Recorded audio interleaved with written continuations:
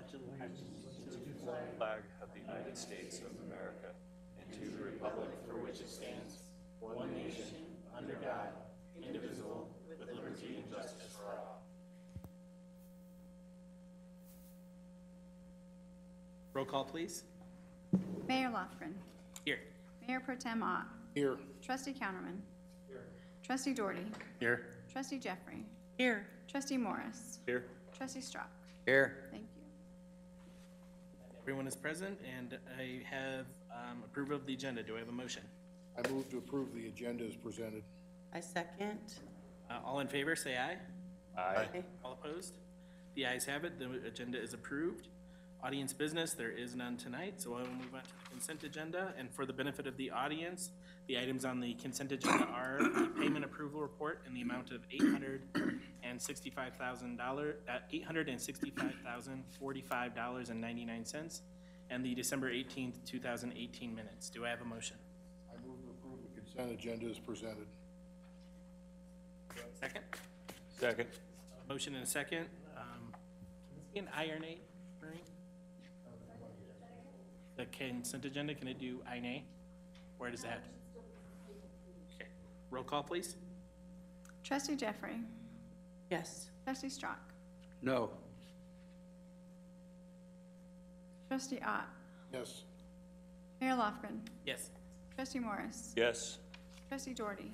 Yes. Trustee Counterman. Thank you. Next on the agenda is the ceremony to swear in Officer Hernandez. Please come forward.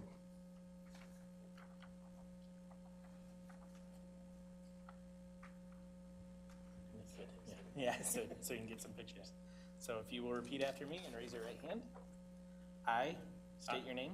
I, Art Hernandez, Do solemnly swear and affirm do solemnly swear and affirm that I will support, that I will support, protect, and defend protect, and defend the Constitution and government of the United States the Constitution and the government of the United States and the Constitution and government of the state of Colorado and the government and Constitution of Colorado against all enemies, whether domestic or foreign, against all enemies, domestic or foreign, and that I will bear true faith, and I will bear true faith, allegiance, and loyalty allegiance, and loyalty to the same.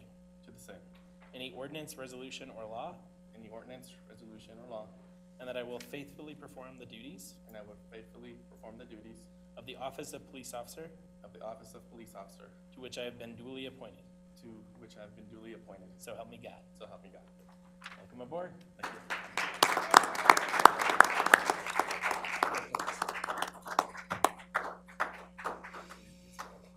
It's too long, too wordy.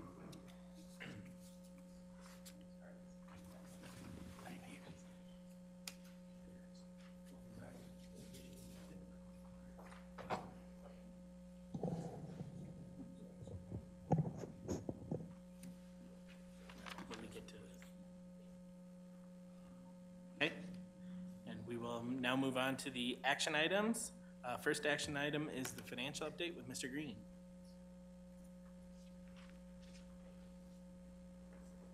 Hello. I see a couple new faces here, so I'll introduce myself real quick. David Breen, who you guys are contracted with to oversee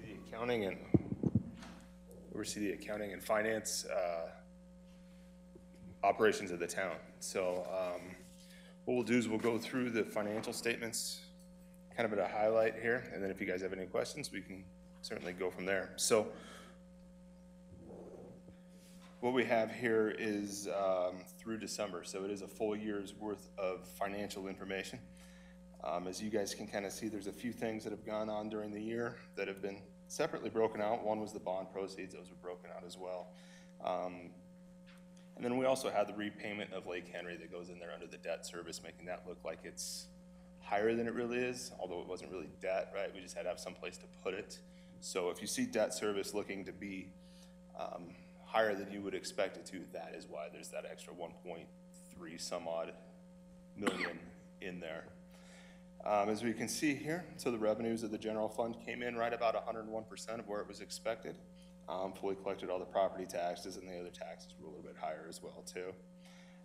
Good news here is expenditures came in about 59% of what were expected. So well under budget. A lot of that's because of the construction progress that will be happening was pushed off to 2019 on the roads and stuff like that. That was built into that. Budget was the expenditure of the bond proceeds. Water fund, it came in right about 82% of revenue. Really the reason that was down lower than what we thought it was gonna be on revenue is a little bit lower than anticipated investment fees. However, water sales were about 112% of where we thought they were gonna be. Expenditures on that came in right about 70% of budget, so it's under budget as well too. The sewer fund was at 68%, same thing on the revenues, lower investment fees. But actual sales were a bit higher than anticipated as well too, with the expenditures coming in at 51%. So the good news on that is that there's no reason or no need to amend a budget, and we should be in good shape. So kind of looking forward, what's gonna happen is we wait for a few more straggling invoices that come in January, and some of those get accrued back. So there'll be a few small changes to the financial statements as to what you see now to get them ready for audit. And then probably, April and May, we'll have the annual audit. Everything will be closed out from there. So if you guys have any questions, I'd be happy to address anything you might have. Question from trustee App? I've got a couple. I was looking through the thing, health insurance was 240, or 741% of budget. That was 55, 420, 30, 81.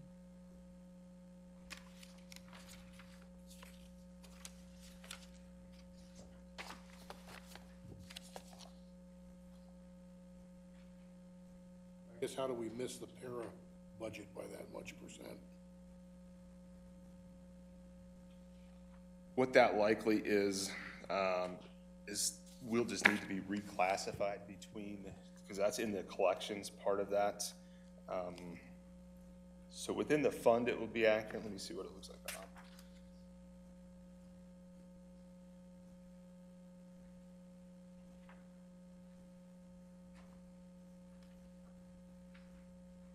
Part of that, yeah. So that's one thing I'll look at as I close out the year. I don't have a good answer for you right now. It's probably just a classification issue as that health insurance because it gets allocated within the system.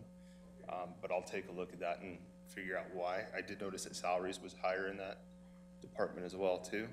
So salaries, if there was another person, I'd just have to look at that to know for sure. Well, the things that stood out for me were the late fees for water, which was 50-350-1820. Amount of $21,785 in late fees. Right. And then the para was at 1,136% of budget. That was, you want the account numbers? I've got them if you want them. As far as the late fees, What all's in there? I don't understand that maybe.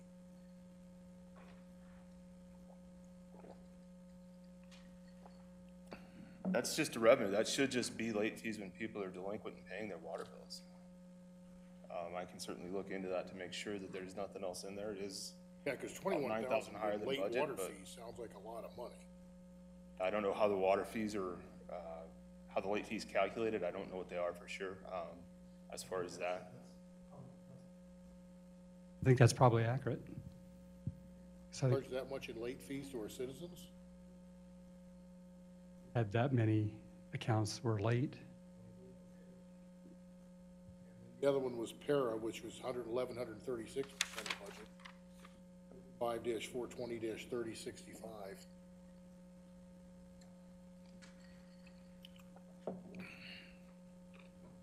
That's gonna be the same answer that I'll give you as far as, needing to look into that as well too. But it does look as usually para is about 13% of salaries. So just looking at this real quick says that $964 wouldn't be enough to cover 66,000 in salaries. So it may be something to do with the budget calculation that happened that made that just off a little bit. But I can tell you that at 98,000, by seeing para at about 11, that's in the neighborhood of that Okay. 13%. So I'd say, There's just something wrong in the original projection. yeah, that's what it looks like on that one. But I would say that the health insurance probably does have something in there that needs reclassified, but I can't tell that for now. But the para probably looks pretty close. All right. Thank you. Okay. Not seeing any They're highlighters. So I think you're off the hook. Thanks. All right, thanks, everybody. Next item on our agenda is the consideration of resolution 2019-1. Ms. Blackston. Just a statutory requirement that you have to post for statutory towns, where you're gonna post for the whole year, and so we just have to do it yearly. So ours will be here at the town hall as it was last year as well. So I would just recommend you approve it, please. Questions from anyone? Not seeing any highlighters, so I will entertain a motion. I move to approve resolution number 2019-1, a resolution of the Board of Trustees of the Town of Lochbuie designating the official posting place for the public notice by the municipal government of the Town of Lochbuie for the year 2019. Second. I have a motion and a second. Roll call, please. Sorry, trustee Strock, Yes. trustee Doherty. Yes. Trustee Morris, Yes. Mayor Lofgren, Yes. trustee Counterman. Yes. Trustee Jeffrey, Yes. trustee Ott. Yes. Thank you. And the motion carries 7-0. Next item is the audit engagement letter from Barnes Griggs. Mr. Stamey.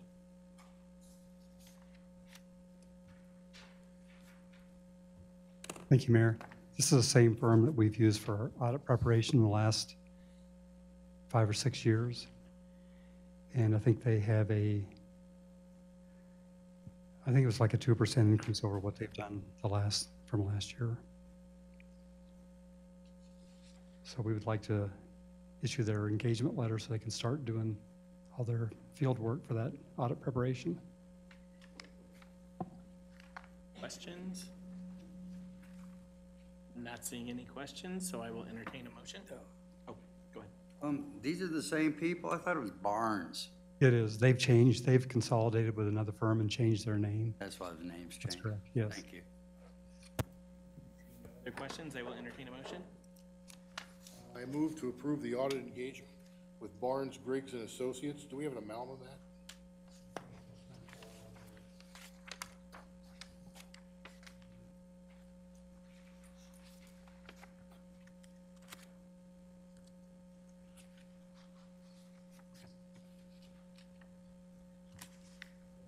Price on it, that's why I was curious. Oh, and the amount not to exceed $20,000. 19,900 is what it says.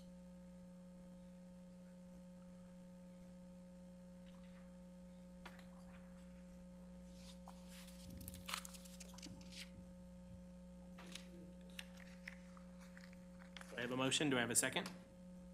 Second. I have a motion and a second. Roll call, please. Trustee Morris, Yes. Mayor Lofgren, Yes. trustee Counterman, Yes. trustee Ott. Trustee Doherty, Yes. trustee Strock, Yes. trustee Jeffrey. Yes. The motion carries 7-0. Next item is the sidewalk discussion. Town Attorney John.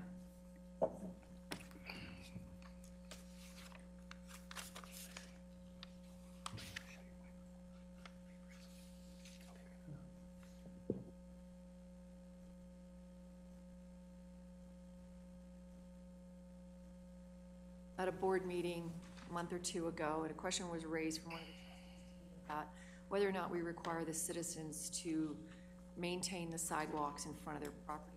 I sent you all an email after that meeting outlining sort of the history of that issue and indicating to you that in fact that issue had been discussed in the past. In fact, we had drafted ordinances that would change the language in our code to make that a homeowner responsibility, property owner responsibility, and those ordinances died back in, I think it was 2011, when we were drafting them.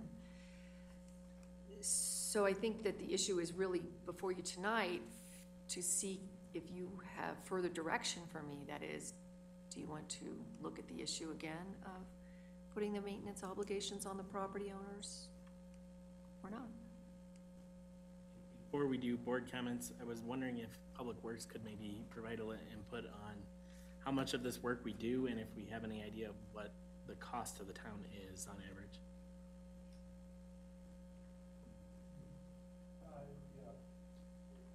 Last year, I guess we spent, thanks. Just trying to remember. And I apologize, I didn't pull up any numbers. So, on top of my head, maybe roughly $25,000, $30,000 last year that we spent on the areas or sidewalks that we do maintain. Not exact square footage, but how, is that a? Linear, like, footage, I don't remember.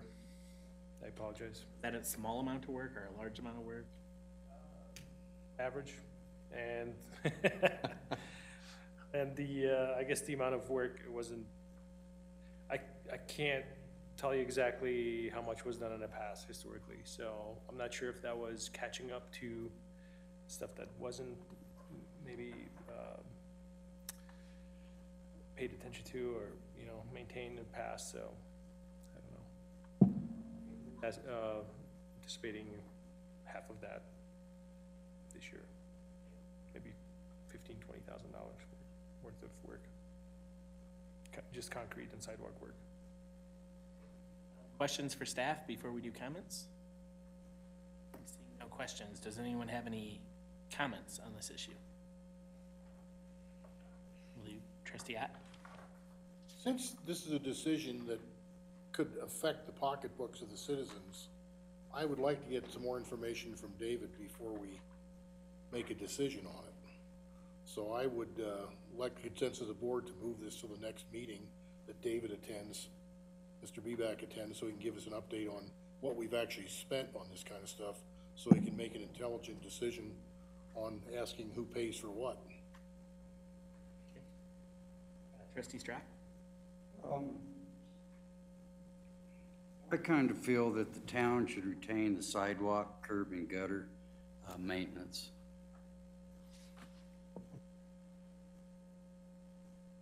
Yeah, I feel similar to Trustee Strock. As far as holding them accountable for snow removal, debris, stuff that accumulates, I think that's common sense.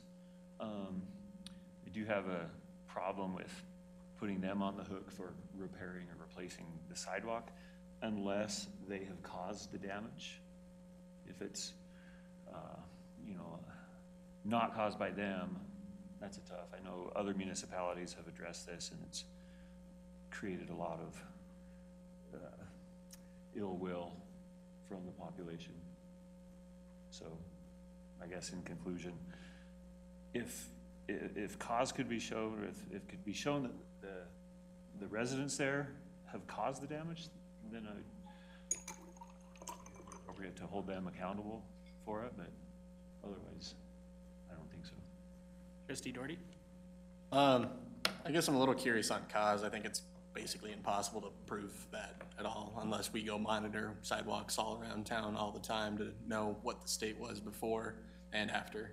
So I think having a cause is impossible, so I basically don't think that's really existent at all. However, I guess my main question is, this is exceedingly common in almost all municipalities that is put on the homeowner. This isn't something that we're going out and doing something completely different. It's actually exceedingly different that the town takes that cost on and that burden on compared to most other municipalities. And that's kind of part of why I brought it up, is it's putting burden on all of the taxpayers to fix one person's sidewalk that more than likely is the one that caused the issue. So really, we're kind of dispersing that to all the taxpayers to pay for somebody else's issue, versus having the one person fix the issue that they've likely caused. So is that generally true that, you know, most municipalities have that requirement that homeowners do that?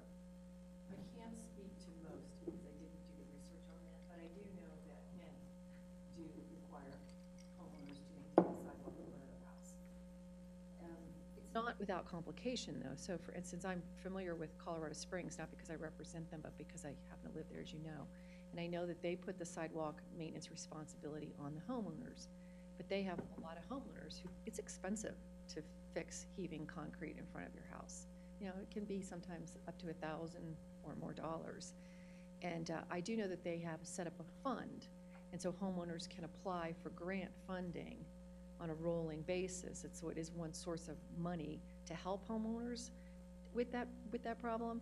Then the other issue you have is those homeowners who don't apply for that funding and don't actually fix the sidewalk, you need to have an enforcement mechanism for that, right? And so we need to have both an enforcement mechanism to go out there and give them notice that it's time to fix the sidewalk. And then when they fail to do that, to backfill that with some mechanism by which we can get the money we need to fill the sidewalk, because to keep the playing field level, if you're gonna enforce it on one, you should enforce it across town. So just my thoughts on that. Trustee Jeffrey? I think most of my questions have been answered. I was also curious about how many other municipalities might add. In fact, I agree with trustees Strzok and Morris right now that I don't necessarily feel like it's something we should change, but I think as we continue to grow, I'd be very interested in the numbers of what the costs have actually been for us. And I think if we did go down that road, I might support the sidewalk piece, but not the curbs and gutters. Just throwing it out. Trustee Hatt? And I don't have a problem with trustee Morris and trustee Strzok's position. I just feel we're trying to shoot at a target. We have no idea where the target is. We don't really know how much money we're spending. So I would I'm gonna make a motion to move this discussion till we have some answers from Mr. Bieback concerning how much it is costing us. So we have a motion on the floor. Do I have a second? Second. A motion is second to table this. All in favor? Aye. All opposed? Sounds as if the ayes have it. We'll put it on the agenda for next meeting. And I think, Mr. Bieback, you have your direction. Bring us some numbers, maybe like the last 4 or 5 years worth of. Yep, we'll do. Could I just clarify? So I thought at one point, he said at the next meeting he would be at, which would it be the next? Oh, okay. But it's okay, but if you want him at the next one, I just wanna make sure I have it on the right meeting. Next meeting, Mr. Bieback is in attendance.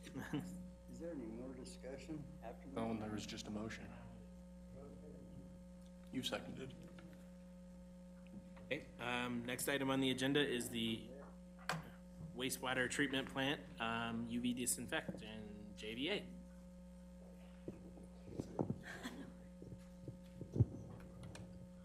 There you go, thanks. Hi there, my name's Mandy Rasmussen. I'm an engineer at JVA. We've been working with the town the last 2 years on several projects, both water and wastewater. We have a current project at the wastewater plant doing improvements for grit and solids handling. And the letter agreement that was in your packet is related to the plant's disinfection, so a new UV ultraviolet disinfection. This project actually was included in the 2019 budget for the town. The equipment's just reached its useful life. It's a heavy maintenance for Ramey's crew to maintain. It takes up a lot of their time, so it's time to replace. If you read through the letter agreement we proposed, we're looking for approval to move forward with design for this UV system. It'll be, we're proposing it to be what the state process calls an in-kind replacement, so it's the same size capacity, we're just replacing it. And we're also proposing to take advantage of some cost savings by including it in Maltz Construction's current construction project for the other wastewater improvements. So it would essentially be a change order in that. What that also allows us is the town can allow a change order to purchase just the equipment, the UV equipment. There's a long lead item. It's a long lead item. If we order it in February, which would be earlier than we normally would if this was a design bid build project, if we order it in February, we're able to install it within the frame of Maltz's current schedule for the other treatment plant projects. So I'm available for questions, and let me know what you think of us moving forward in this way. A question from Trustee Morris? Yeah, thanks. Mandy, what's the service life of this UV disinfection equipment? How long does it last? Well, we just replaced 3 of them, Trustee Morris. They were all put in around the same time. So 19 years, 17 years. You know what happens is the components get outdated, they don't carry the parts, you can't get support for them. Now that's on, the ones that we replaced are the exact same one that's over here. The ones that we've installed at our Trojan to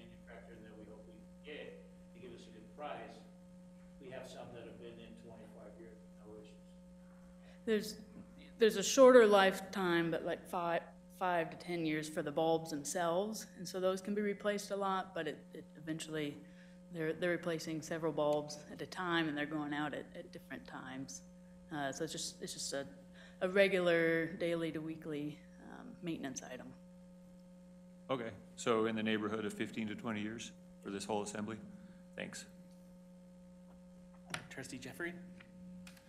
I'm not a wastewater treatment expert. My curiosity is not knowing how UV disinfection works. You're talking about an in-kind replacement. Is it of the correct size to meet our needs, accounting for new growth that's going to be happening in the very near future? So we'll size it to be the same. The kind of average day capacity of the plant now is 2 million gallons per day, and current flows are at about 1.1 million gallons per day. So there's capacity there. This is also a very modular piece of equipment, so we can, as we look at the building and what channels are there, we can look at how we'll expand again. But with this in-kind replacement, we're keeping the plant up to the capacity that matches the rest of the plant. Thank you very much. No other questions? Are there any comments on this? I will entertain a motion. Make a motion to accept the letter of agreement for engineering services, not to exceed $49,400. Second. We have a motion and a second. Roll call, please. Yes. Yes. Abstain? Yes. Yes. Yes. Yes, and the motion carries 601. Thanks. We'll see you again soon. Thank you. Next on the agenda is Resolution 2019-2. Ms. Duran and Mr. Stamey. Resolution 19-2 approves a subdivision agreement between the town and WCD Corporation for the public improvements that are going to be placed on the commercial side of the property that was formerly referred to as the Eppinger property, now referred to as Loch Buoy Center. I see Mr. Spillane is in the audience, who represents WCD Corporation, so if you've got questions particular to the development, you can certainly answer those. I believe Trustee Counterman and Trustee Jeffrey were on the board when we approved the subdivision improvement agreement for the residential portion of this project. And this agreement is essentially the same thing. What it does is it outlines the public improvements that the developer is obligated to put into the project area, as well as assigns a cost to those improvements, and then requires them to post security with the town to secure their obligations to, in fact, build those improvements in accordance with construction drawings that the town approves and the town's specifications. That security as we start to accept those public improvements in the future. I think the major public improvements that this subdivision improvement agreement covers deal with the Bonanza Boulevard, Flywheel, a new street to be called Flywheel, is that right? And landscaping improvements on Weld County Road 2 for the most part. So that's all I have to introduce it. If there's questions, of course, I'm happy to answer them. If you have questions particular to the segment of that property or that development, Mr. Invite Mr. Spillane up. If we can throw a microphone up there. Yeah. It'll be nice when we have enough microphones. Good evening, Mr. Mayor, members of the board. I'm John Spillane, WCD Corporation. I think Mr. Rand gave a good explanation of where we are with this subdivision improvement agreement. Happy to answer any questions that you have on it. So, Question from Trustee Morris. Good evening. Thanks for being here. Bet. One question I had under the construction improvements, item I, installing a non-potable water irrigation system. Can you elaborate on that? What, where, and how? Under Schedule B, I don't see any any mention of any irrigation system, so. Yeah, I don't think we're planning on putting in any non-pot. I haven't looked at that, but, That provision in the agreement really outlines what those kind of improvements are that the town would consider to be public improvements. And so it lists out a non-potable water system, but this particular development is not putting that in. And then therefore, the almost 9,800 square feet of irrigated landscape along the street right-of-ways, that won't be irrigated from non-potable sources, it'll just be the, correct. Correct. okay. Thank you, I think that's it for me. Not seeing any other questions? Any comments? Then I will, you have comment? I was just gonna ask, what's the timeline for getting started on the construction on the commercial side over there? We're working with one user right now, as the town's aware, and we hope, and that is in site plan process right now. I suspect it'll be tied in with that construction. So I would assume within the next few months. Yeah, if not sooner, but we would anticipate probably that timeframe. Yeah. Commercial development started, obviously. Yeah, and as Mr. Ann mentioned, that really this one is a little bit different than when we did Lac Pui Station. With Lac Pui Station, with the residential, that's pretty much final platted and all at one time. What we're doing with this one is, the commercial side, is that we're just building the major infrastructure. We're putting in Bonanza, for a portion of Bonanza, we're putting in Flywheel, so we have that connection to the frontage road. That'll be the frontage road connection. And then we'll just, as each user comes in with their site plan. So that'll be more of a step-by-step process as users come. And so when we say we'll start construction, the construction we're starting would be that stretch of Bonanza and Flywheel to the frontage road. I have a question. Do we have commitments from the users that are going to build there? Do you have commitments yet from? Well, so we are under contract with one user, and that's in front of the town right now as far as the site plan approval. And then when that closing occurs, that's when we'll start. That's when the construction will start to happen for that user. Right now, that's the only user we have. Build just for that user, or do you build out? No, well, yes and no. You build. We are building for that user. But what we're building will also allow us to sell roughly 1, 2, 3, 4, 5, 6 other lots. So that will be ready to set. We'll be ready to sell 6 other lots with the infrastructure that we're building in that first phase. Your questions or comments? Seeing none, I will entertain a motion. I'll make a motion to approve resolution number 2019-2, a resolution of the Board of Trustees for the Town of Lac Bouie, approving the subdivision improvement agreement with Lac Bouie's Central Phase 1 between the town and WCD Corporation. Second. Motion and second, roll call, please. Trustee Jeffrey. Yes. Trustee Doherty. Yes. Trustee Strock. Yes. Mayor Loughlin. Yes. Trustee Counterman. Yes. Trustee Ott. Yes. Trustee Morris. Yep. Motion carries 7-0. Next on the agenda is item G, adding Mayor Pro Tem Ott as a signator for Chase Bank. Ms. Blackson, I assume, or Mr. Tamey, whoever. We just need to update all of the accounts, take Mr. Mahoney off and add Mayor Pro Tem Ott. We just need to appear in the minutes that you guys are okay with us doing that, so. Questions or comments from anyone? Seeing none, I will entertain a motion. I move we add Mayor Pro Tem Ott as signator for Chase Bank. Motion and a second. All in favor, say aye. Aye. All opposed? And the ayes have it. Mr. Motion to remove Mayor Mahoney from the bank signatures. Let's do it just to be safe. I move to remove ex-mayor Mahoney from the signatures on the Chase Bank account. The motion is second. All in favor, say aye. Aye. All opposed? And the ayes have it. Trustee Ott is added and former Mayor Mahoney is removed. Okay, next up is staff comments. Chief McCoy.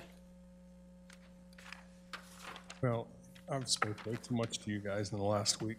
So unless you have any questions about this report in front of you, I don't really have anything to add. Okay, questions for Chief?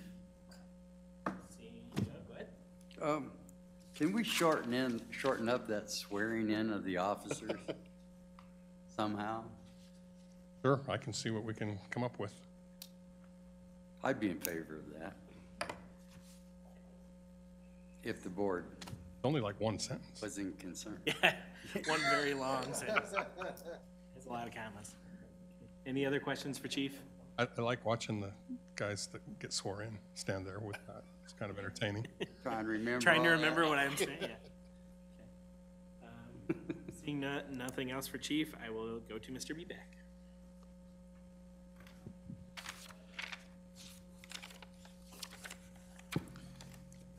Good evening. Just a quick summary as well. We have a operator vacancy we're trying to fill right now. It's, that's been posted. Actually, we extended an offer to an individual from one of the neighboring towns, waiting on just some administrative stuff. Hopefully he can start next week or maybe within 2 weeks. Completed 55 work orders. The third bullet point talks about, as you know, we recruited Inertia Engineering to assist the Public Works and construction observation. That's a temporary relationship, so we'll be putting that work out through the BidNet system as an RFP. That's coming up shortly. In speaking with Steve, we'll probably structure that as an RFP for an engineering support services, and put that out there as that package. See what sort of interest we have from companies or individuals performing that work. Otherwise, I've attached a map for the first phase of filing 2, phase 1 of Blue Lake. This is the construction, ongoing construction that we are going through the process of accepting that infrastructure and enrolling that into the warranty period. Otherwise, nothing else. I think I've spoke a lot last week with you, so I'll give you, if you have any questions, feel free to ask. I have a question. The individual that you extended the offer to, if they accept that, is that going to fill this position? Yes, hopefully, yes. And then you'll have a full staff? Yes. 3 operators and myself, so total of 4 full-time employees. Thank you. Other questions for Mr. Beback? We'll move to water and wastewater. Mr. Ramey.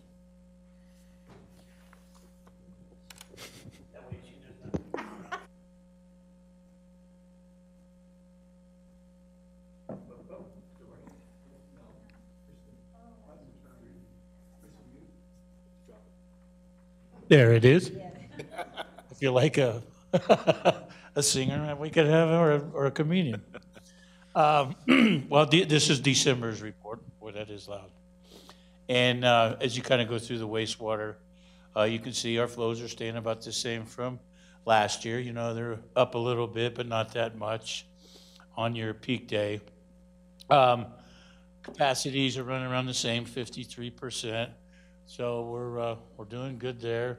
The water production was only up about 10,000 gallons a day for December, which could be, you know, planting grass still, some of the construction that's going on, flushing lines, stuff like that. I don't really think it's anything more than that.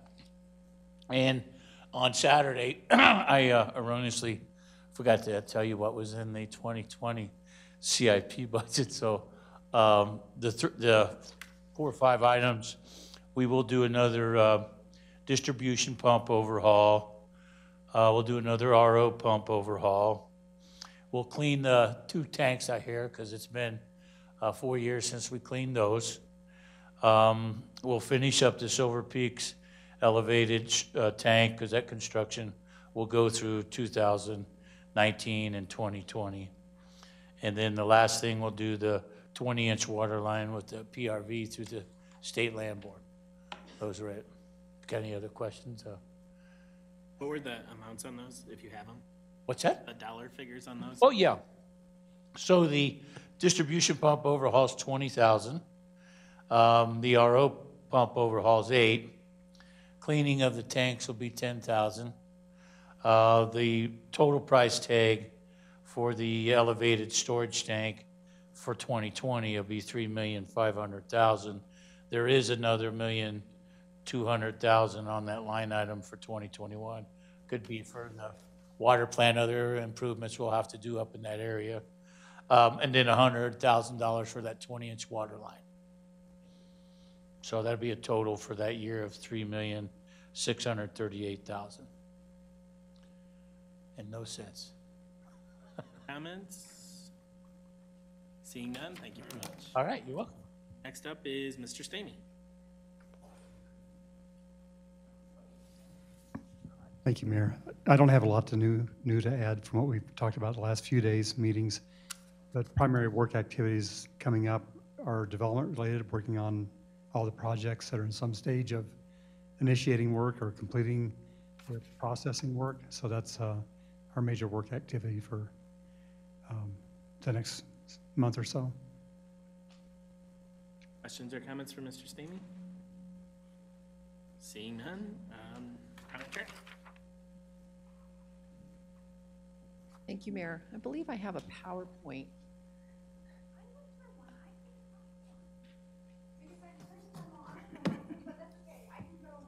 Okay, so you have it in your packet.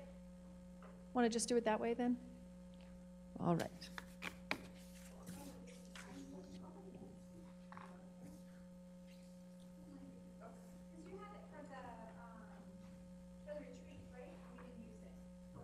Correct.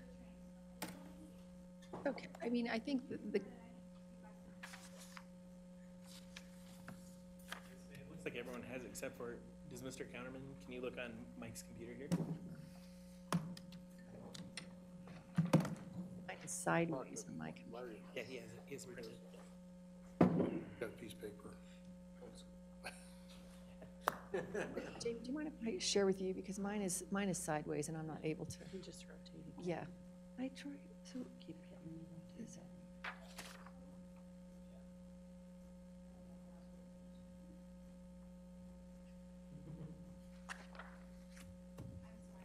oh no, it's fine. I think, does everybody have Yeah, it? we're all Have good. it, so we can just sort of go through this together. My goal in providing you this training, because these 3 topics, and particularly Tabor and Gallagher, could be, I could spend a whole day on each one of them. But my goal is to make sure that since you are elected officials in a town, that you at least understand a little, have heard the terminology a little bit and have a basic understanding, and know that I'm here for you if you ever have questions beyond it. And frankly, the town has taken steps where Tabor is not a huge issue for the town, and we'll talk about that. But I wanted, so if you just go to the first slide, what I'm looking to talk with you about tonight are Tabor, the Taxpayers' Bill of Rights, and the annual levy law, which is the statutory 5.5% limit on property tax revenue. We'll talk about that. And then the Gallagher Amendment. The first 2 are really revenue limiting provisions. So we're going to talk about Tabor for a little bit. We're going to jump now to that 3rd slide. Tabor was adopted in 1992. It's a constitutional amendment done by my co-citizen down in Colorado Springs, Douglas Bruce, who came out of California, where he left them with a similar measure before he came to Colorado. There had been, in the late 80s, a real period of economic boom and just a concern that government was keeping and retaining and spending too much revenue without any kind of check. And so Tabor got legs and off it went, and the voters approved it. And it's been a great legal job security measure ever since, because it's very badly drafted, frankly. And I think people would tell you, especially those who are real experts, there's about 3 people in Colorado who I would consider to be very, very much the experts in Tabor. Everybody thought it would be horrible when it was first adopted in 1992, but now we are 20 years later or so, and we figured it out. I mean, we have figured it out. So the purpose of Tabor, and it states it right there in its preamble, is that it's designed to restrain growth in government. And so whenever there are interpretive questions, the courts are supposed to look at it with that interpretive guidance in place, so that they should be interpreting the language whenever it's vague in a way that would most restrain the growth of government. I don't know if that's played out or not, honestly, but I think the judicial interpretations over the years, and there have been many, have really fostered the idea that it does work as a limit, but it can't be something that would actually shut government down, which in some ways it could if it weren't properly interpreted. One of the criticisms of Tabor, and actually an ongoing piece of litigation on it, is that it really removes the Republican form of government, in that we don't let our elected officials make these decisions that we elect them for, but in fact it puts at the ballot box a lot of decision-making that prior to Tabor was handled by elected officials. And so there has been litigation in Denver. It's somewhere in the appellate process, I don't even know where it is right now. And the claim is that it's really unconstitutional because it eliminates the Republican form of government. So it applies only to what's called districts, which is essentially the state or any local government. So special districts, school districts, municipalities obviously are districts. What are not covered by Tabor are what we call Tabor enterprises. And those are essentially government-run businesses. So we have two enterprises here in town, our water fund and our sewer fund. Our water fund gets its revenue from the water rates that your customers pay, as does our sewer fund, and they're essentially self-sustaining. We don't take general tax revenue and push it over to the water fund or the sewer fund. And if we were to do that, we could cause them to lose their enterprise status and put them in a position where they would be subject to Tabor. And that's always a concern, because when they're not subject to Tabor, and if we need to run a bond question out of the water fund or the sewer fund, not subject to Tabor, we can ask that bond question if it's the right thing to do for the town without going to a vote of the citizens first, because Tabor doesn't apply to the water fund or the sewer fund. So I'll always have to be careful about that. The general tax money can't flow to the water fund or the sewer fund. Interestingly, there's nothing to prevent the revenue from flowing the other way, except that an argument is made, if you were to do that, that you're really not operating as a government business. Then your rates are obviously too high if you have too much money, and you're actually allowing money to flow into supporting your general fund. Because remember, fees that you charge into your water fund and your wastewater fund are supposed to be reasonably related to your cost of delivering that service and nothing more. Otherwise, it may not be a fee, it may in fact be a tax. So that's a consideration that we always have.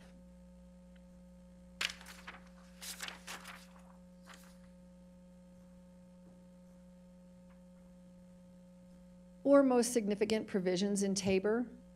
One is, and this one is still in play, by the way, still in play in Lochbuie and in play across the state. You have to have voter approval for tax revenue increases. You want to increase the mill levy, you got to go to the voters and ask them. You want to impose a new tax, you got to go to the voters and ask them. So new taxes, tax rate increase, got to go to the voters and ask. It's constitutional, and there's no provision in Tabor where you can ask the voters to waive that requirement. So anytime you're going to raise taxes or impose a new tax, you're going to have to go to the voters first. Also have one of the very important provisions is voter approval of debt, and I just touched on that. So the town can't impose or issue bonds, debt, without first going to the voters and getting approval. So we did that with our road project. I know the school district has done that recently as well. And often, as you know, tax rate increases go hand in hand with voter debt approvals as well. So we rewrite these questions to approve both. Voter approval of debt is complicated because it's not just bonds, which is obvious debt. That's essentially, issuing a loan, getting yourself a loan. But multi-fiscal year obligations are also considered debt that technically you're supposed to go to the voters and ask for approval on before you do that. So if you enter into a contract, for instance, that's a 10-year contract where you promise you're going to pay somebody something in year 8, arguably that's a multi-fiscal year debt of the town. We do workarounds on that by making sure that there's a provision in every contract that says our obligations beyond this year are always subject to annual appropriation. So that in essence, even contracts that last longer than a year are really, in the realm of government, one-year contracts when they have that provision in there. The fourth provision, one of the other provisions of Tabor, it limits the types of new taxes that can be imposed. So for instance, it specifically says no new real estate transfer taxes. There are jurisdictions that impose a tax every time you sell real property. So Breckenridge, for instance, I know has a 2% tax every time a condo in Breckenridge is sold to a new owner. The town collects a 2% tax up there. They had that provision in place prior to Tabor going into effect. And since Tabor's gone into effect, nobody else has been able to take advantage of that opportunity. And then finally, the one that probably gets the most press is that it limits spending by limiting your revenue collection. So Tabor says that your revenue in any 1 year is limited based on your revenue in the prior year. And I'm going to go through a quick example of this for you, but I don't want to get too mired down in that. And the reason for this is because this provision doesn't affect the town of Lochbuie anymore. We have asked the voters to do what we call debrucing, which is named after Douglas Bruce, which is we did, I can't remember the year it's in here, somewhere in the 1990s, I think it was 94 or 96, to allow the town to waive these revenue restrictions that are otherwise applicable in Tabor, and the voters approved that. I think 98%, I think the last time I saw the stats out of CML, something like 96 or 98% of the time that jurisdictions have asked a debrucing question, which is a question of the voters to say, can we please be exempt from the revenue limits in Tabor? It's passed. So this has been a really important workaround that government has taken advantage of. If you run to the next slide, I'm just going to give you a quick overview of how that revenue and spending limit works in Tabor, just so you have a little bit of education. So what you have to do with Tabor is you start with a base year of revenue. So I like this little box because it's just simple for me. So we have this box, and that box is full of our revenue from last year. So if our revenue last year was $1 million in 2018, that means in 2019, our base would be $1 million. Now, 2019's revenue is limited by our base year revenue, so that $1 million that's in that box, plus an annual growth factor, which is a defined term in Tabor. And it essentially means property value increases plus inflation. So if you've had increased valuations, which everybody has recently, and then there's a CPI adjuster that goes on top of it. So it allows for some growth year over year, basically based on inflation in your property value and then CPI, Consumer Price Index inflation. If you go to the next step, or slide, yes. Do I recognize you? Is it possible in Tabor, if your property valuations have gone down so much that ends up being a negative dollar figure, would it lower your base of $1 million? Yeah, it can definitely lower your base, and that's what happened during the recession. And so we had these years where your base 1 year goes down, and we're gonna actually touch on that in this sample. You'll see this. Thank you. So in this next slide, you'll see that in base year, with that example I gave you, if we had revenue of $1 million, we multiply that by the growth factor, which is the inflation or the CPI, plus the percentage of increase in real property valuations due to annexations and new construction. Now, by the way, there's a lot of things that get included and excluded from that. There's a lot of nuance to that, but that's the general rule. So that means that the next year our revenue cap is $1,050,000, right? Because we take that $5,000. If you go to the next slide,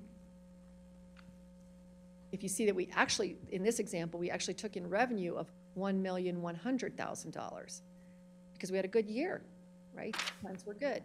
But we have this revenue cap of $1,050,000 once we calculate our Tabor revenue limits. So what we've triggered here is a requirement to refund that $50,000 Tabor excess back to, as best we can, the people that we think caused that revenue excess. That is such a tricky thing because you don't necessarily always know what pushed you over the top in your revenue box. And difficult to figure out a fair way to refund that money, but courts have been really, really generous as long as people have made, or entities have made reasonable efforts. The most common way people will make a refund is by doing a temporary mill levy reduction in the next year and declaring that only as a temporary reduction. And the reason we do that is because if we reduce the mill levy in 2019, we don't want to have to go back to the voters to ask for a raise, to raise it back up in 2020 when things aren't as good again. So we always then, when we certify that mill levy for purposes of making it a Tabor refund, we certify it as just a temporary reduction.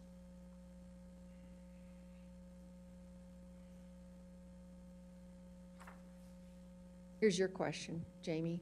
So what if in that year two, we know we have that revenue cap that we discussed before of $1,050,000, but we actually only got revenue of $900,000, so now we're heading into bad economic times, right? So our cap was $1,050,000, but things just, you know, building permits were down, whatever it was, sales tax revenue was down. We only actually collected $900,000. Well, then in year three, what happens to our revenue cap? It goes way down to $945,000 because we take that $900 in actual revenue using the same growth factor, which obviously is going to vary year over year, but for just example purposes, 5%.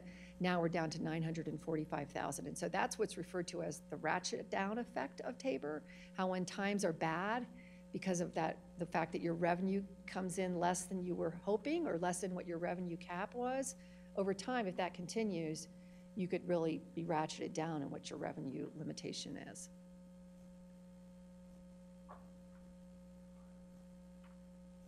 Got a highlighter. Yes. So could this technically be affected by deflation then, as well? Yeah, I think it could. Although, that said, I've never seen that work, so I'm not sure. Yeah, I think it's happened like twice in I think it's happened, so. entire history in the US, so it's atypical, but If the CPI was negative, arguably, but you're probably going to have, because remember, that's the growth factor is a combination number. It includes both CPI and assessed valuation increase. So I suppose if the assessed valuations go down at the same time that CPI goes down, then that's a possibility. Never seen that happen.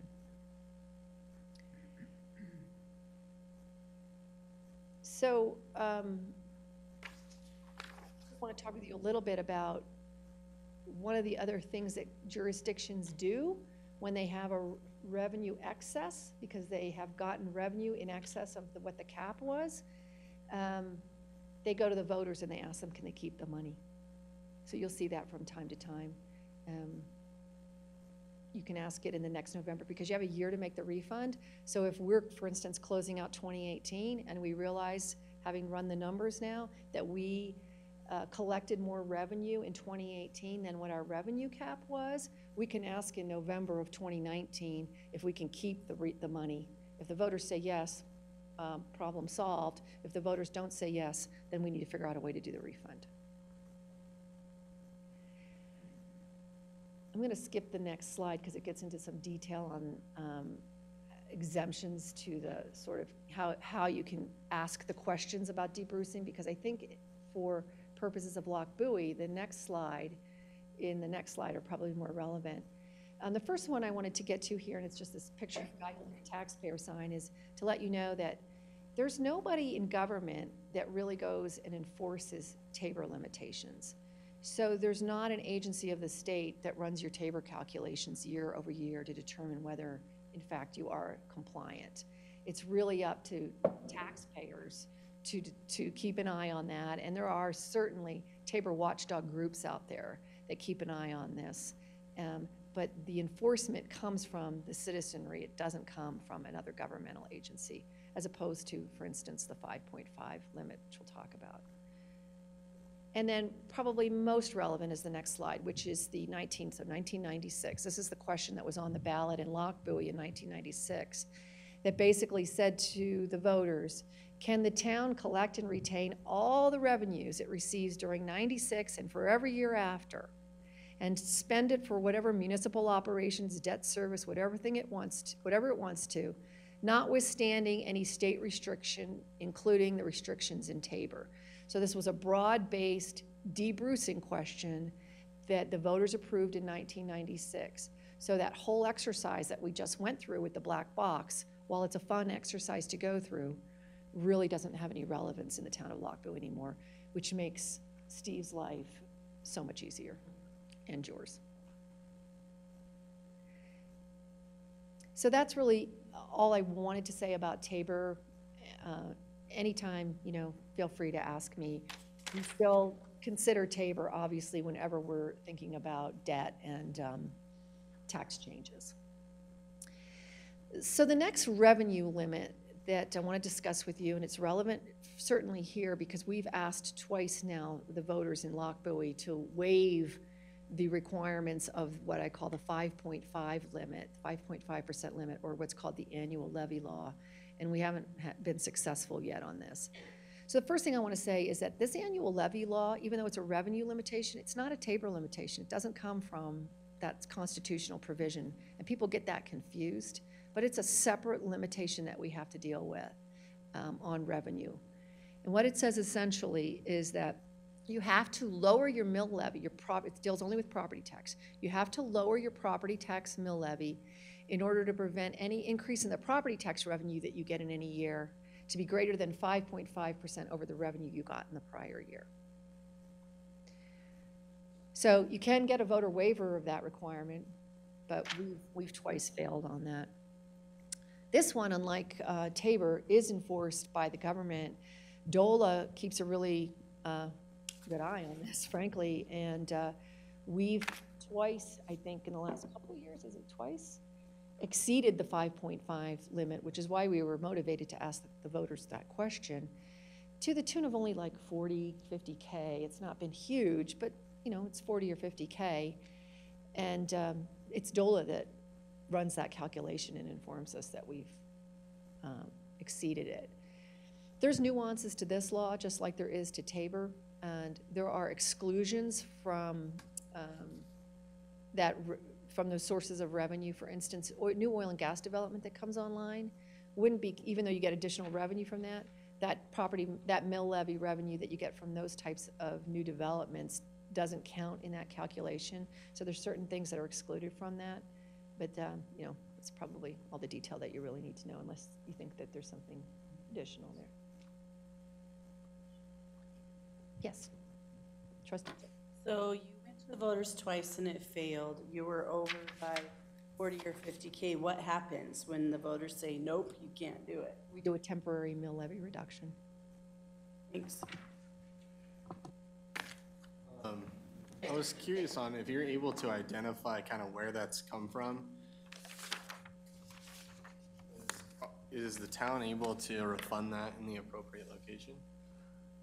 Because I guess, I don't know. I think it's all property tax, right? So it's all real property and certain personal property that's subject to tax.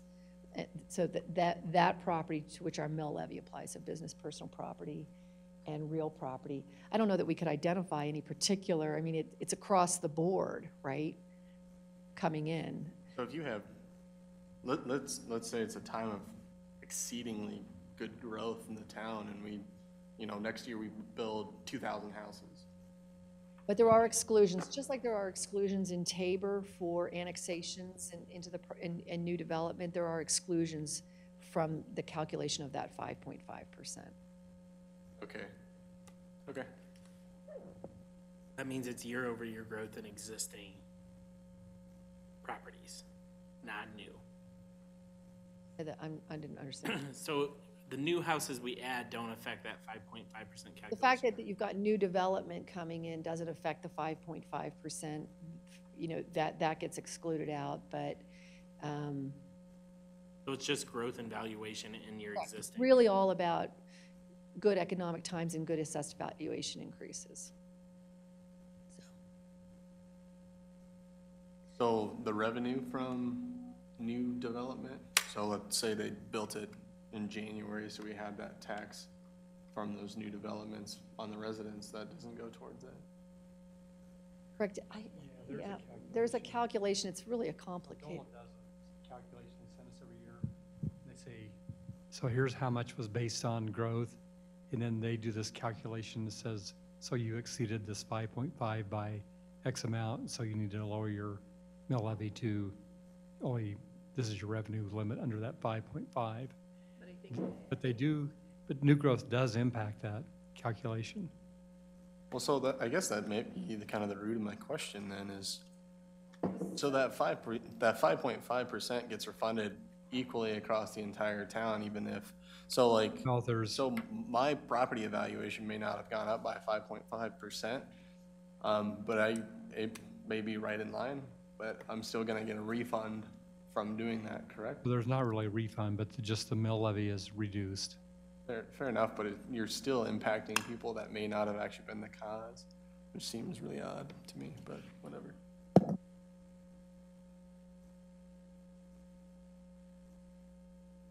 Yeah, so there's certain exclusions. I think what the gist of your question is, if we bring in 300 new houses in a year, there's a lot of property tax revenue that's going to come from those 300 houses during that year. And one would think that that might, just the fact that those new houses have come on board without your assessed valuations going up at all on your house, particular, or anybody else's house, that might push you over the 5.5. And I am not actually sure how that calculates in, because I think there's still some sort of a discounting factor on the fact that you've brought in new taxing properties online. There's a discount that they apply to that, but I don't know exactly how that whole calculation works.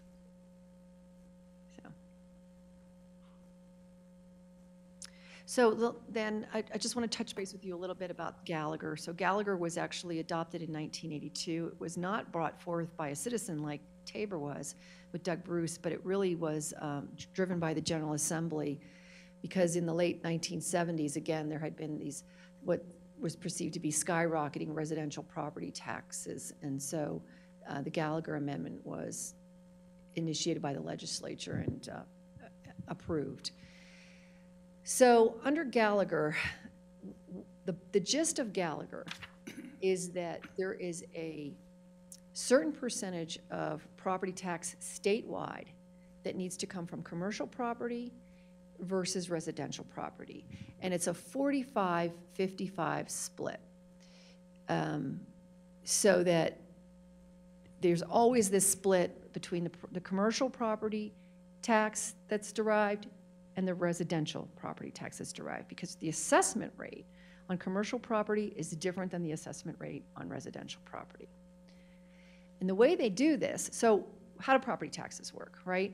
So your property taxes are the mill levy times the assessed value of your property, and the assessed value of your property is determined by the assessor, who biennially goes out and reassesses all the properties in the county, and does that based on the fair market value and recent sales of like-type properties.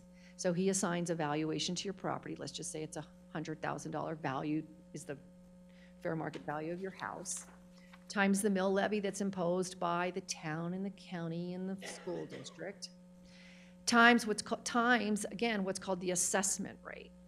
And the assessment rate on commercial property is always at 29%. That's written in stone. So then what they do is they float the residential assessment rate in order to maintain that 45-55 split between the revenues from commercial property and residential property. And when Gallagher was first approved in 1982, the assessment rate on residential property was 20-something percent, 22%, it's in my slide somewhere, 21%. And now in 2018, that's all the way down to 7.2%. So what's happened here, I don't know if you've noticed it on your property tax bill, but even though all of your assessed value of your property's gone up, right? Everybody's fair market value's gone up on their residential property. And frankly, sometimes mill levies have even gone up, right? I know in the town, for instance, mill levies have gone up because of the road project that we imposed and the bond we issued. But a lot of people, the actual net dollars that you're paying in property tax have gone down. And it's because this assessment rate has gone down to really historic lows. And my understanding is the prediction is next year it's going to go down even further. And this is a real problem for those jurisdictions, frankly, where they don't have a lot of commercial property, where they rely heavily on residential property, because you don't get the increase on the commercial side to offset that. And this is a state set assessment rate. So the fact that it's different in your locality because you happen to be a very residential-heavy area versus commercially heavy area, yeah, that's too bad, so sad. So school districts and fire districts, and they really are suffering with the Gallagher Amendment over the last few years.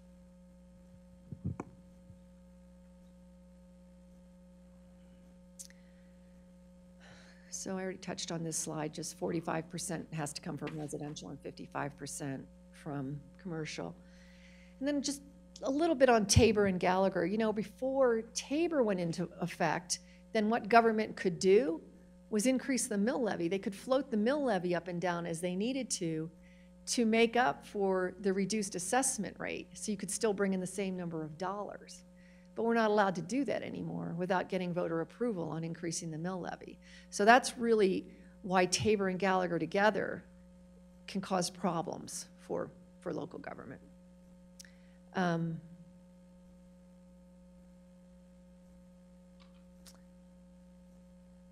I think I've really touched on all these other points. So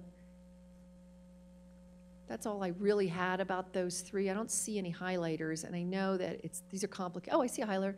These are complicated pieces of regulations to deal with, but Trustee Doherty? So what would prevent us from keeping, or to pushing our road infrastructure to being an enterprise fund? I mean, How are you going to be, so it's supposed, an enterprise fund has to be self-sustaining. Where are you going to get the revenue? we impose a gas tax, maybe some tolls. That's a tax. No, it's not, it's in an interchange. No, because we're switching it over to an interchange fund, so it's no longer, it doesn't matter. It's it's not affected by Tabor anymore. Enterprise, you mean? Uh-huh. You can't tax an enterprise. That's the difference. You can impose fees. Okay, so we'll make it a toll road. It's a fee to drive on the road that damages the road. Because. You can do that. E470 operates as an enterprise that very way. So, because the state's decided not to raise Not sure taxes you're gonna get on anywhere. gas over the last 50 years. You can make See how long you last before recall. Well, we're taxing people in Brighton too. Maybe they're okay with that.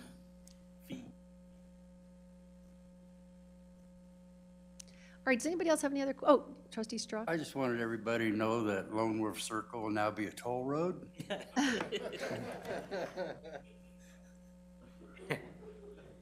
Why couldn't you have announced that before the campaign? I was gonna promise everybody Kool-Aid. Has there been any talk about repealing? Well, so what the talk is right now is, especially amongst fire districts, I've heard it, I don't know about school districts, I haven't heard it. I don't work with any school districts particularly, but asking these, what they call de-Gallagherizing questions on the ballot, which are, just ways to ask the voters to basically let the mill levy float in the future to try to make up for reductions in assessment rates. So that's being talked about. I won't be surprised if we don't see some of these tried this November. It hasn't been, nobody's asked it yet, but I understand that there are some fire districts that are thinking about moving that way in November. Us even thinking about it? I mean, we've had that 5.5 thing killed twice, so. I don't know. Do you think, we'd have to run the numbers here to see. I don't know what's been going on, I guess is what I'm saying, with our residential property tax collections over the last few years. Well, the numbers have been pretty stable, just we've been fortunate to have the new growth. So. Making up for any impact of Gallagher on us? Yeah, and we have so little commercial in town, it's primarily residential base. Yeah, I guess so. That's my question then. So Gallagher would have a pretty negative impact on us. Is there any? Well, the town's. The only reason we're not getting horribly impacted by Gallagher that we have new growth? Is that what's offsetting it for us? Maybe, but our assessed value has increased every year. The report we get from, Weld County, the base has been increasing every year. So maybe our assessed value maybe going up enough that the decrease assessment rate is, you know, not again. But I would definitely recommend that you do that in 2019, Let's see how it goes, yeah. Okay. Anything else? Okay, seeing nothing else, thank you for the presentation. Mayor trustee comments, we will go down the line for this because that's the easiest way to do it. So we'll go trustee Counterman. No comments. Trustee Morris, I had nothing. trustee Strack, At Dr. Cog every month, they've started having what they call a spotlight. And they put all the people that participate in Dr. Cog into a big bag and they pull out the city's name every month. And so someday Loch Bowie might have to be on that. Last month it was Golden.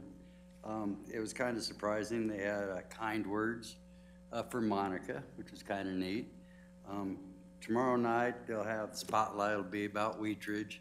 The month before that was Georgetown. And it's kind of neat to listen to the histories of these towns. And so I'm kind of wondering, I'm kind of dreading the day that Loch Bowie gets pulled out of that bag. I think Jacob will take that meeting. alternate will be there, yeah.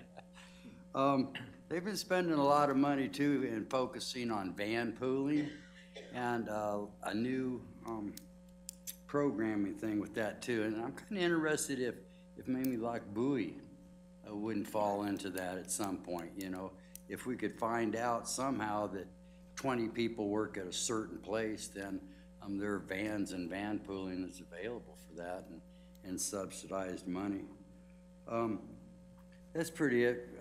Other than that, most of it right now is letting projects that didn't get started next year or last year go another year for funding and stuff like that. So that's about it. The only other thing I have, it's somewhat personal on this whole thing, is I spend a lot of time driving around on the county roads in Weld County, and you know, it seems like we have more oil production and more oil things going on within the city limits of Loch Bowie than in most of the county. And so I kind of feel somewhat abused by the oil companies. That's all. Trustee Ott? A couple things. First of all, I need to get the board's approval for, there's a water class I'd like to take in late February. It's called Water in the West. It's a symposium. I've been to some of these people's classes, and they're pretty good. It involves how to acquire water, water law, senior water rights. It's a 2-day class, and the cost is $300. Anything over $200, I have to get the board's approval for, so I'd ask for a consensus of the board that I can attend that class. So let's do that. All in favor of allowing trustee Ott to attend? Say aye. Aye. Aye. Opposed? You can attend. Okay. And I still would like to get a letter out of appreciation for Sam Mamet. He's retiring the end of the month, so we're gonna get that done. And then in my role of CML representative, there's some bills that have already been introduced to the state legislature. There's 2 sales tax bills. One would allow local municipalities to tax and control nicotine products. Another one would allow special sales tax districts to be set up for fire protection districts and early childhood districts. The big question from the CML is, does this infringe on Tabor? Would they need a vote to get those passed, whatever? But those bills have already been introduced in the House and Senate. There's a bill reauthorizing the Colorado Water Institute, which that's the one that did that water survey for Governor Hickenlooper in 2017. The sunset law let it go and nobody renewed it, but now there's a push to renew it, and I think it's a good idea that it should be renewed. And then there's a bill, right now, as you know, Boulder and Longmont and some other towns have tried to ban plastic bags, but they can't do it because the state preempts that. So there's a bill in front of the legislature now to allow local control and banning of certain plastic products to override the state. That's all I have for what's going on at CML at this point. Trustee Doherty? The only thing that I have is just want to kind of give a brief report on the meeting that Trustee Strzok and I had with SafeBuilt. Generally it went pretty well. We were actually there for quite some time. And really, so the way that we're kind of going through it with them is we've broken it up into kind of parts, and really kind of looking at the IBC's kind of more commercial construction, and how 15 versus 18, how they kind of compare to each other. We've done the same thing with the residential, so the IRC. And then we've kind of isolated out of both of those the energy code. And that's primarily because the energy code is actually what we're gonna probably have the most issues with, or at least the most discussion on. There's really not a whole lot of significant changes that would impact the town from an IRC or an IBC standpoint outside of the energy code. So it really kind of comes down to that. So we've gone through, like I said, we've gone through both the IBC and the IRC right now. And we're supposed to have a meeting. Did we actually schedule it? I think we did. Yeah. So it's still a month or so out. But that one's basically exclusively to go through just the energy code and how it differs between 2015 and 2018. So that's kind of where we're at. So hopefully March-ish or so, we'll have kind of a report and maybe be able to get some direction from the board on which route we would like to go for adoption. Trustee Jeffrey? I would just like to thank Linda for the great breakfast on Saturday and express my appreciation to all of the people that support our board for coming on a Saturday to help me certainly learn a lot. And I am, again, sorry I had to leave early, but my daughter won her game, so. Good. That's all I have. I just had a few quick things. I also wanted to echo, the board retreat was awesome. Thanks for all the work staff put into it on every level. It was really good to get all those updates, and especially some information for the new people, and I learned some new things too, so that was great. I also wanted to throw a quick thank you out to the community. Prior to the board retreat, I had put out a request for ideas and thoughts from the community, and I got 90 responses on a Nextdoor thread. And a lot of it verified that staff has the town on the right course in terms of parks and trails and that kind of thing. So that was really, really good to see. A couple quick things that came up at the board retreat that I wanted to follow up with the board on. We are going to add a mayor's corner to the newsletter. I discussed that with staff, so we will have that update that Mr. Counterman was looking for and that the board seemed on board with. We are going to go to a format of having major items come for discussion one meeting and then action the next. We're gonna try that out and see how it goes. If we think it's working and if we like it, we'll stick with it. If we feel like we need to go back to how we're doing it now, we'll do that. Maureen has received direction from Trustee Ott and I to go ahead and try and figure out what kind of resolution we need to put a committee together for community events based on the outreach we had from Ms. Huerta Cruz. We discussed that briefly, and Maureen's gonna take a look at what we need to do. And then the last thing, Steve, this is one thing I forgot to tell you on our phone call today. There was a strong consensus from the board about maybe reaching out to RTD about seeing if they will put a stop in on our Adams County side once it's finished, since Adams County is a participant in RTD. And beyond that, I think the highlighters worked okay tonight, so I think we'll keep trying it and see how it goes. And other than that, I think I will entertain, we have an executive session, but I will entertain a motion about that. I move to continue to the same meeting that the fire chief makes presentation to the board, the executive session conference with the town attorney for the purpose of receiving legal advice on the legal questions under Colorado Revised Statute Section 24-6-402, parens 4, parens B, fire protection district impact fees. I have a motion to continue. Do I have a second? Second. I have a motion and a second. All in favor of continuing to the meeting, the fire chief is present, say aye. Aye. All opposed? Hearing all ayes, the motion carries and that will be continued. And I will entertain a motion. So moved. Second to adjourn, all in favor? Aye. All opposed? And we are adjourned at 7:55 p.m. So I think that taxpayers would save money in town if we made our roads Charge